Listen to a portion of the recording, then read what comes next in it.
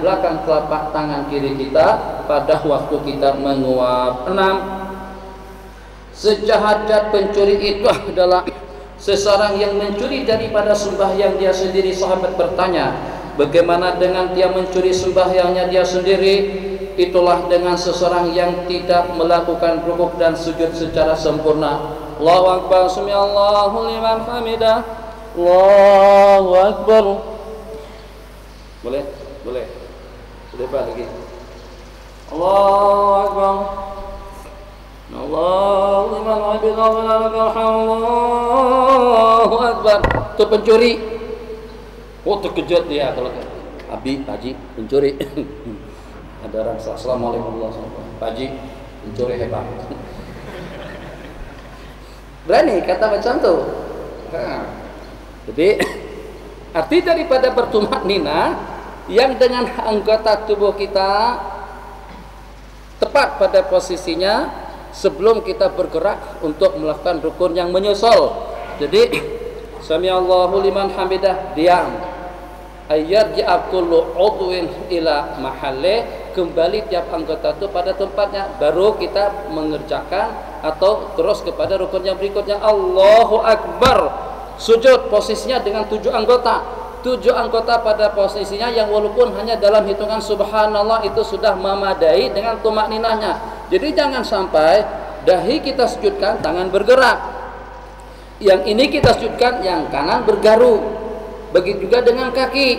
Begitu juga waktu kita rokok. Waktu kita rokok, posisi rokok, kedua belah telapak tangan kita letakkan ke lutut dan kita tidak bergerak. Tapi kalau pada rokok dengan berayun semacam itu atau dengan tangan kita ayunkan, atau sami Allahu liman hamidah, tangan kita berayun sedemikian rupa, Allahu Akbar, itu tidak bertumak nina. Itu nanti kita katakan pencuri yang paling jahat. Itu adalah seseorang yang mencuri daripada ibadah dia sendiri. Jadi kalau kita teruskan tentang hadis pencuri yang paling hebat, yang paling dahsyat itu adalah seseorang yang mencuri daripada ibadah dia sendiri. Kalau kita berbicara tentang hakikat, boleh dikatakan satu persatu dan kita mungkin semuanya menjadi pencuri kepada ubudiyah kita, kesempatan kita beribadah, tercuri waktu kita untuk kita beribadah kepada urusan sehari-hari, tercuri waktu kita untuk kita beribadah karena dengan urusan politik, karena dengan sukan. Insyaallah tabarakallah. Seperti hari ini, hari Jumat, kadang-kadang hari Jumat itu kita mempunyai tugas banyak. Baca surah Kahfi belum, zikir salawat belum, tasbih tahmid belum. Selepas sembahyang balik ke rumah, tadi yang kita kerjakan tak lebih daripada baring saja. Apakah tidak ada hadis-hadis yang warid yang menuntut dengan kita berzikir dengan yang 33, tahmid 33, takbir 33, tasbih? Apakah tidak ada hadis yang menggalakkan kita membaca ayat kursi? Apakah tidak ada hadis yang menuntut kita membaca la ilaha illallah wahdahu la syarikalah sebanyak 10 kali, Allahumma ajirna minan nar 7 kali? Saat ketika tersita waktu kita, kalau dengan bahasa kasarnya seperti kita mencuri kesempatan kita sendiri, yang dengan kesempatan tersebut kadang-kadang tidak lebih daripada kita gunakan untuk hura-hura saja. Syukur kalau tergantikan dengan yang lebih afdol. Alasannya tidak ada hadis, alasannya tidak ada dalil, alasannya Rasulullah itu secara senyap-senyap saja. Itu alasan orang yang malas. Itu alasan daripada saja memang dianya malas, tidak mau beramal, tidak punya kesempatan untuk mengamalkan sunnah. Tapi pada waktu di debat katanya itu tidak warid daripada Rasulullah SAW. Seperti yang tadi itu, kan kita nampak takut berzikir subhanallah walhamdulillah wa la ilaha illallah wallahu akbar. Kenapa takut? Nyari-nyari tak payah takut. Orang menyanyi tak takut, merapu pun juga tak takut, nyaring sekali. Mike, sudah saya katakan malam kemarin itu waktu di Epo, dipegang dengan 12 tangan megang. Pernah tengok tak orang menyanyi? Si yang di Kelantan tuh siapa? Mawi nyanyi macam mana? Apakah pegang relek macam itu saja atau dia pegang begitu? Kumpulan Hijaz, Royhan, megang mic itu 12 tangan.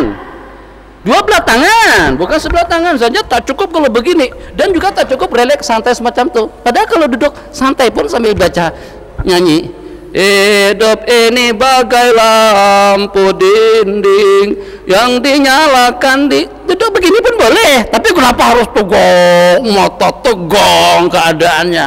Nah, itu punya semangat. Waktu zikir tak semacam itu, tak cukup, bahkan tak berzikir sama sekali, itu berarti saraka min waktu ibadat, berarti dia telah mencuri daripada waktu dan kesempatannya. Itu kalau kita berbicara tentang hakikat masjid, selayaknya dengan kita tafakur, doa etikaf, mutawaji ilallah. Ternyata pada waktu kita di masjid, kita gunakan waktu kita untuk kita bersimbang. Hijau atau biru?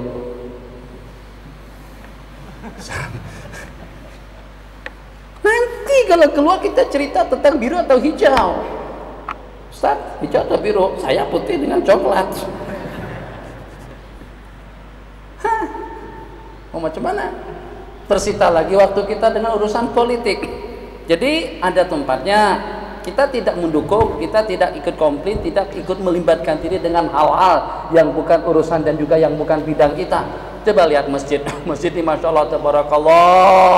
Kalau kita lihat di situ amno, kalau kita lihat di situ pas, kalau kita dilihat kombinasi antara dua warna keadilan, kalau kita lihat dengan yang putih berarti bersih. Nah, tak ada partai, tak ada. Apa partinya? Muzabzab, la ma'aha ula wa la ma'aha ula muzabzabina baina dzalik. Partai kita tuh Islam, di bawah kebetul Islam. Yang menolong kita tuh lebih luas dan luasa kita. Anak tak terlibat dalam politik. Yang walaupun dengan politik Islam itu ada tidak kurang daripada 12 partai Islam, 12 partai politik Islam di Indon. Masing-masing tuh guru, masing-masing kiai buat partai politik beda daripada yang lain. P3 politiknya tuh dengan Bagus Dur. DPD, nah DPD keset ya. Tuh rasa-rasa punya Bagus Dur partai PDI. Tak tahulah macam-macam istilah di sana. Tak mau, kenapa? Jadi skop kita jadi sempit. Kalau padaku dengan kita mempunyai partai yang dengan jumlah ahlinya tidak kurang daripada 1 miliar, 1 billion. Figur pertamanya Rasulullah. Undang-undangnya jelas dengan Al-Quran dan hadis. Kemudian dengan anggotanya tidak kurang daripada manusia di seluruh dunia. Di Mesir, Arab Saudi, di Kuwait, di Qatar, Malaysia, Indonesia, Thailand, itu semuanya ahli kita. Kenapa dengan kita? Ini saya punya pandangan. Jadi jangan sampai orang pas dengan antum geram lagi dengan ustaz. Wah, ustaznya merapu lagi. Nah, bukan masalah merapu. Saya bagi pandangan. Kan kalau pada waktu dengan kita dengan politik yang terbatas tadi itu, berarti kalau kita katakan saya hanya setakat orang jamaah tabligh saja, berarti keterlibatan kita cuma banyak berkecimpung dalam dunia tabligh dan dakwah. Kalau kita katakan kita salafi saja, berarti dengan kita hanya semata-mata untuk membid'ahkan, menyalahkan orang saja, itu tugas kita. Tak pernah memperlihatkan yang indah-indahnya daripada agama. Kalau kita katakan dengan kita mazhab kita itu adalah jamaah hijrah wa takfir, masyarakat kita kafirkan, ini kafir, ini bid'ah, ini haram. Situ saja bidang kita. Coba kalau pada waktu dengan semuanya ada waktunya selayaknya kita tegas, kita katakan hukumnya haram. Mungkin dengan kita boleh melihat sikap yang berbeda daripada Rasulullah, menjawab permasalahan ikut keadaannya masing-masing. Seorang laki-laki datang, ya Rasul, boleh tak cium istri pada waktu saya puasa? Nabi kata-kata, tak boleh. Datang lagi seorang nanyakan, ya Rasul, boleh tak saya ciuman dengan istri saya pada waktu saya puasa? Nabi kita kata, cium saja, tak masalah. Jadi sahabat jadi komplain, bagaimana? Tapi tak boleh, sekarang boleh. Kenapa ya Rasul? Nabi kita tengok keadaan. Nabi kita bersabda, yang tadi itu baru kawin, kalau diizinkan cium istri bulan Ramadan takut kalau telajak. Sementara yang ini dah tua. Orang tua tuh cuma mohon maaf dengan bahasa. Orang tua insya Allah boleh mengawal diri, wara ada, zuhud ada, takut ada. Bukan seperti generasi muda. Generasi muda meraba-raba sudah naik nafsu. Orang tua tidak semacam itu, lain kan. Begitu bijaksananya Rasulullah Shallallahu Alaihi Wasallam. Jadi hukum itu jangan sama rata. tapi dalam waktu yang sama ada yang sama hukumnya. Ustaz, sembahyang yang wajib dikerjakan tuh berapa waktu? Untuk ente cukup 2 kali saja, itu tak boleh. Enggak, tetap 5 waktu, enggak ada bedanya. Akhwat yang bersimbang, ya imam tidak ikut kami, ya imam ikut bersama tapi diam. Betul, anak baca serius, ngobrol serius. Di Epoh pun saya cakap semacam itu. Kalau tak mau silahkan keluar. Simbang tidak. Ini majelis kami lain dengan majelis yang lain. Tanya orang Epoh, malam Jumat saya marah-marah seperti itu. Presiden, Perdana Menteri, ante mau bersimbang silahkan saja. Tapi di majelisnya Rasulullah jangan. Saya hanya membacakan hadis Rasul. Saya ini orang yang kerdil dan hina, banyak dosa, banyak kesalahan. Tapi kalau dengan baginda jangan. Mau bersimbang di luar. Di masjid tidak. Masjid punya kehormatan yang lain daripada yang lain. Dia adalah tumpuan rahmat dan maghfirah Allah Subhanahu wa taala. Supaya kita boleh sehati, seirama dan sepemikiran. Kita tawajuhkan hati kita kepada tujuan yang sama. InsyaAllah kita akan mendapatkan keberkatan daripada majlis yang kita adakan. Mudah-mudahan jangan terulang kembali. Kalau disuruh berhenti, saya berhenti. Saya bukan orang yang mempertahankan popularity, bukan cari popularity di sini. Saat berhenti saja, saya siap berhenti dan pulang. Tidak ada masalah. Orang USG tahu, Pok Kelang tahu, mana Haji Ahmad orang Pok Kelang. Berhenti, tak masalah. Daripada saya cumatkan hadis Rasul dengan antum, lebih elok dengan kita berhenti saja daripada majelis. Tapi agama yang tergadaikan, mohon maaf, bukan saya orang yang menghinakan agama Allah. Bismillahirrahmanirrahim. Hadis yang ke-6, pencuri yang paling dahsyat. Jadi tercuri waktu kita dengan hal-hal yang seperti itu saat ketika dengan kita menyamaratakan masjid dengan pasar, masjid dengan majlisnya atau juga dengan konsernya Siti Nur. Tidak boleh disamakan masjid dengan tempat gelanggang dangdut atau juga dengan pusat-pusat hiburan. Qala Rasulullah sallallahu alaihi wasallam, "Idza ra'aitumur rajula ya'tadul masajida fashhadu lahu bil iman." Apabila dengan kamu melihat seseorang laki-laki senantiasa mundar-mandir ulak-alik menuju masjid, maka saksikanlah, buktikanlah dia sebagai seorang mukmin. Allah berfirman, "Innama ya'muru masajidallahi man amana billah." Sesungguhnya dengan seseorang yang mengimarahkan rumah Allah itu adalah orang-orang yang beriman dan percaya kepada Allah. Jadi dengan kita bertindak secara zahir, urusan batin itu adalah Allah yang maha mengetahui. Waktu sembahyang pergi ke masjid, duduk beretikaf, duduk dengan baik. Jadi Anda akan boleh betah duduk dengan cara macam saja kalau pada waktu kita punya perasaan kita sedang dikawal oleh Allah. Kalau pada waktu kita punya perasaan kita sedang bersama para malaikat. Sebab pada waktu kita merasa sedang bersama dengan yang di Pertuan Agung, pada waktu kita sedang bersama dengan seorang Perdana Menteri, kita boleh duduk elok. Bagaimana kalau pada waktu dengan kita yang lebih daripada yang di Pertuan Agung dan juga lebih daripada seorang presiden? Nah, sebagaimana kita boleh duduk letih macam manapun letihnya, lenguh macam manapun lenguhnya, tetap dengan kita boleh duduk elok. Kenapa? Sebab karena kita sedang duduk bersama presiden. Bayangkan seperti itu juga pada waktu kita sedang berada di rumah Allah. Kita akan jadi terkawal, diri kita akan jadi baik. Insya Allah akan Allah berikan kemudahan. Iza azam fatawakal ala Allah. Kalau kamu berazam, lakukanlah apa yang kita rencanakan. Jadi saat ketika dengan kita dengan tujuan yang tulus, ikhlas karena Allah. Saya sekarang sudah tidak merasa letih. Kalau saya katakan tadi lenguh, itu tidak betul. Buktinya saya boleh tidak merubah posisi duduk semacam saya duduk sekarang. Mungkin banyak yang tak tengok saya duduk macam mana. Saya duduk iftirash. Setiap kali saya duduk pengajian, saya duduk iftirash. Jarang saya bersila. Sampai 2-3 jam kadang-kadang duduk. Kadang-kadang khusus hanya untuk tanya jawab saja. Tak lenguh, tak letih. Insya Allah tidak letih. Kenapa? Sebab yang pertama kita sudah membiasakannya. Kemudian yang kedua, kalau kita ada cadangan, ada azam untuk menghalang kepada yang positif, Allah akan bantu. Ustaz, macam mana untuk menjaga mata? Kalau kita katakan macam mana, sulit untuk kita membayangkannya. Tapi kalau pada waktu kita berazam untuk tidak melihat yang tidak boleh dilihat, untuk tidak mengambil yang tidak boleh diambil, dan kita tanamkan keazaman kita untuk kita berbuat semacam itu, Allah akan bantu kita sehingga mudah kita untuk menolak yang haram, mudah untuk kita menolak yang syubhat, mudah untuk kita meninggalkan perkara-perkara porno. Kenapa? Sebab sebagaimana kita katakan tadi, dengan keazaman yang kental akan menurunkan pertolongan daripada Allah. Hadis, idza ra'aitumur rajul fashhadu lahu bil iman ya'tadul masajidah. Seseorang ya'tad senantiasa ada di masjid, senantiasa duduk beriktikaf, senantiasa melaksanakan sembahyang 5 waktu. Mungkin hari ini dan mungkin anak ulang kembali, saya ulang kembali nanti malam. Saya tadi subuh sembahyang di sini. Tapi risau hati, ketidakpuasan hati itu dirasakan. Saya di waktu di Kolis Kuzah, sembahyang berjamaah di sana subuh, zuhur, asar, maghrib, isya selama 2 hari berturut-turut dalam rangka mendiskusikan kitab hukum hakam tentang haid dan nifas.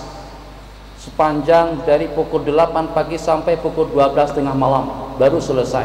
Itu pun masih belum selesai. Di waktu di masjid saya diskusikan kitab tersebut daripada pukul 8 pagi sampai pukul 4 petang. Itu pun juga masih belum selesai.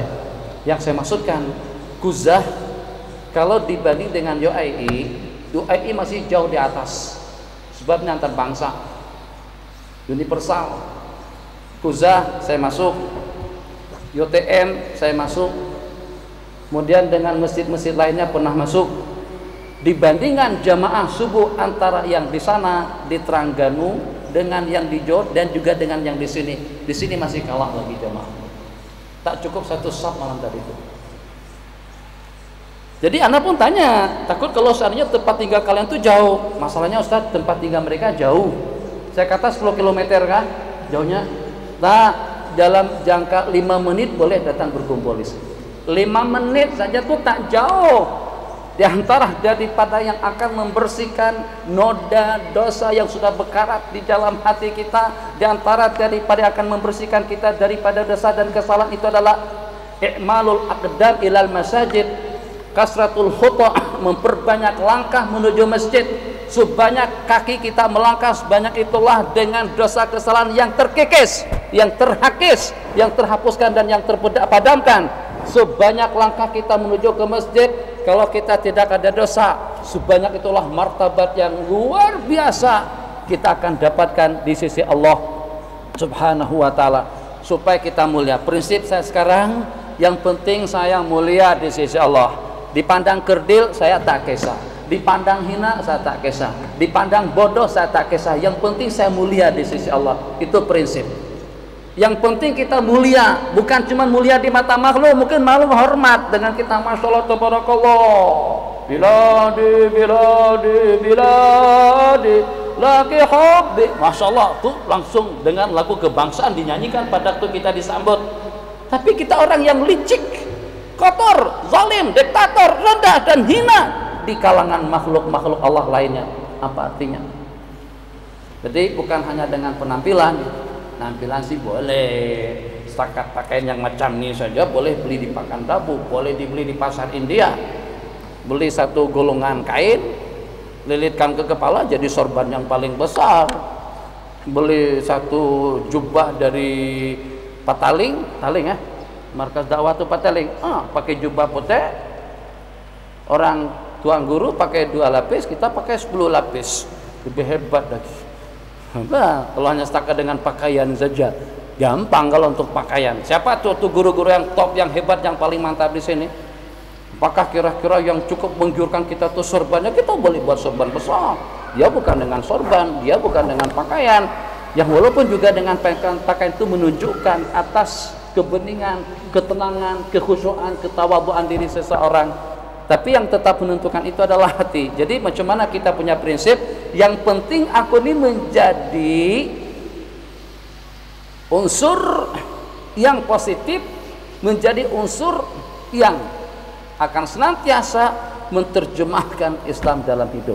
Atau dengan bahasa yang lain, yang penting saya ini mahbuban inda Rasulillah, saya ini dicinta Rasul. Kalau Rasulullah hadir ke hadapan kita, bagi dia berkenan untuk menerima kedatangan kita dengan senyuman manis daripada beliau. Kalau itu ada dalam benak hati kita, insya Allah. Yang penting azam. Oh, Ustaz tak boleh macam itu, Ustaz, susah. Jangan kata susah. Malaysia boleh. Itu yang angkat besi itu tengah jalan begitu boleh. Kenapa tidak boleh? Qala azam, idza azam tabatawakal. Hadis. Idza sami'tumun nida, masyarakatkan. Yang pertama, hidupkan salat berjamaah sejauh manapun tempuh. Di mahallah ada tempat sembahyang, betul, tapi untuk sembahyang fardu yang paling afdalnya di masjid. Jadi kalau kita sembahyang subuh sudah sampai ke belakang separuhnya, masya Allah, tabarakallah, itu satu kekuatan yang luar biasa. Insya Allah kita akan bersatu hati, kita akan bersatu padu, karena dengan jasmani kita sudah bersatu di bawah kubbatul Islam. Yang pada waktu kita beribadah, pada waktu kita melaksanakan sembahyang, kita sudah sehati. Pada waktu kita mengaminkan di belakang imam, amin. Idza sami'tumun nida, apabila kamu mendengar seruan azan, faqulu mislama yaqulul muadzin, maka ucapkanlah sebagaimana yang diucapkan oleh muadzin. Matikan TV, matikan radio, matikan komputer kita, atau paling tidak dengan kita hentikan segala aktiviti kita untuk kita menyahut azan. Kecil saja masalahnya. Tapi kalau dengan azan tidak tersahut, takut kalau kita termasuk orang yang mengabaikan kalimat yang pertama yang membawa manusia ke dalam surga. Asyhadu an la ilaha illallah.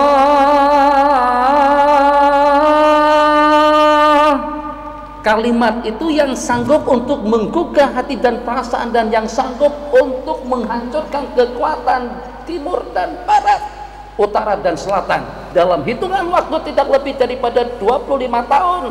Ternyata tidak kurang daripada 1/4 dunia telah mengenal Islam. Tuh daya kekuatan, powernya sampai ke tahap itu.